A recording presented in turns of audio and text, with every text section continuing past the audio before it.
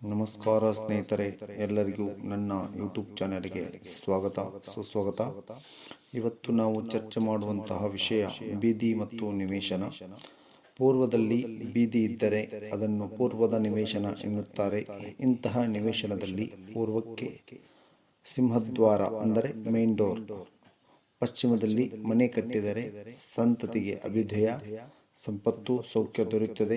ಹಾಗೆ ಮಾಡದೆ ಉತ್ತರದಲ್ಲಾಗಲಿ ಅಥವಾ ದಕ್ಷಿಣದಲ್ಲಾಗಲಿ ಸಿಂಹದ್ವಾರವನ್ನು ಇರಿಸಿ ಮನೆ ಕಟ್ಟಿದರೆ ಸುಖ, ಸಂಪತ್ತು ಮತ್ತು ಸಂತತಿಗೆ ನಷ್ಟ ಉಂಟಾಗುತ್ತದೆ. ಪೂರ್ವಕ್ಕೊಂದು ಬೀದಿ, ದಕ್ಷಿಣಕ್ಕೆ ಮತ್ತೊಂದು ಬೀದಿ ಇದ್ದರೆ ಅದನ್ನು ಆಗ್ನೇಯದ ನಿವೇಶನ ಎಂದು ಕರೆಯುತ್ತಾರೆ. ಈ ನಿವೇಶನದಲ್ಲಿ ಪೂರ್ವಕ್ಕೆ ಸಿಂಹದ್ವಾರ ಇರಿಸಿ ಪಶ್ಚಿಮದಲ್ಲಿ ಮನೆ ಕಟ್ಟಿದರೆ ಶುಭದಾಯಕ ಆಗುತ್ತದೆ. ದಕ್ಷಿಣಕ್ಕೆ ಸಿಂಹದ್ವಾರವನ್ನು ಇರಿಸಿ ಮನೆ ಕಟ್ಟಿದರೆ ಬಹಳ ಅನಿಷ್ಟ ಉಂಟಾಗುತ್ತದೆ. ದಕ್ಷಿಣದಲ್ಲಿ ಬೀದಿ ಇದ್ದರೆ ಅದನ್ನು ದಕ್ಷಿಣದ ನಿವೇಶನ ಎನ್ನುತ್ತಾರೆ. ಇಂತಹ ಸ್ಥಳದಲ್ಲಿ ದಕ್ಷಿಣಕ್ಕೆ ಹೆಬ್ಬಾಗಿಲು ಇರಿಸಿ ಉತ್ತರದಲ್ಲಿ ಮನೆ ಕಟ್ಟಿದರೆ ಶುಭದಾಯಕ ಉಂಟಾಗುತ್ತದೆ. ಪೂರ್ವದಲ್ಲಾಗಲಿ ಅಥವಾ ಪಶ್ಚಿಮದಲ್ಲಾಗಲಿ ಸಿಂಹದ್ವಾರ ಇರಿಸಿ ಮನೆ ಕಟ್ಟುವುದು ತುಂಬಾನೇ ಅಶುಭ ಆಗಿರುತ್ತದೆ.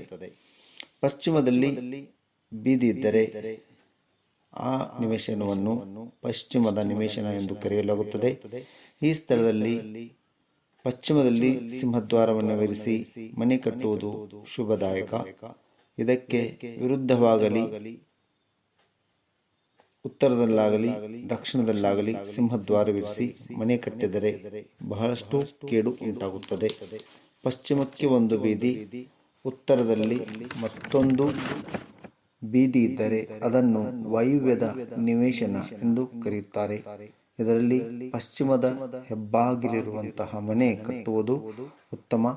ಉತ್ತರದ ಹೆಬ್ಬಾಗಿಲಿಗಿರುವಂತಹ ಮನೆ ಕಟ್ಟಿದರೆ ಗೃಹಿಣಿಗೆ ಸಂಪತ್ತಿಗೆ ಕೇಡು, ಶತ್ರುಭಯ ಇರುತ್ತದೆ. ಉತ್ತರ ದಿಕ್ಕಿಗೆ ಬೀದಿ ಇದ್ದರೆ ಅದು ಉತ್ತರದ ನಿವೇಶನ ಎಂದು ಕರೆಯುತ್ತಾರೆ. ಇದರಲ್ಲಿ ಉತ್ತರಕ್ಕೆ ಸಿಂಹದ್ವಾರ ಇರುವಂತೆ ದಕ್ಷಿಣಕ್ಕೆ ಮನೆ ಕಟ್ಟಿದರೆ ಶ್ರೇಯಸ್ಕರ.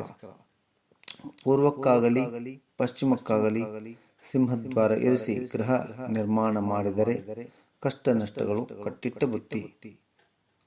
ಅದೇ ರೀತಿ ಪೂರ್ವ ಮತ್ತು ಉತ್ತರ ದಿಕ್ಕುಗಳಲ್ಲಿ ಬೀದಿ ಇದ್ದರೆ ಅದು ಈಶಾನ್ಯದ ನಿವೇಶನ ಎಂದು ಕರೆಯುತ್ತಾರೆ.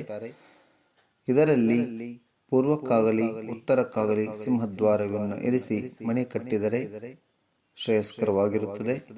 ಪಶ್ಚಿಮಕ್ಕೆ ಅಥವಾ ದಕ್ಷಿಣ ದಿಕ್ಕುಗಳಿಗೆ ಸಿಂಹದ್ವಾರ ಇರಿಸಿ ಮನೆ ಕಟ್ಟುವುದು ಒಳ್ಳೆಯದಲ್ಲ. ಈ ರೀತಿಯಾದಂತಹ ಕೆಲವೊಂದಿಷ್ಟು ವಿಚಾರಗಳನ್ನು ಗಮನದಲ್ಲಿಟ್ಟುಕೊಂಡು ನೀವು ಒಂದು ಸೈಟ್ ಖರೀದಿ ಮಾಡಿ ಅಲ್ಲಿ ಮುಖ್ಯದ್ವಾರವನ್ನು ಇರಿಸಿದ್ದಾದರೆ ನಿಮಗೆ ಶುಭ ಫಲಗಳು ಪ್ರಾಪ್ತಿಯಾಗುತ್ತವೆ. ಎಲ್ಲರಿಗೂ ನಮಸ್ಕಾರ.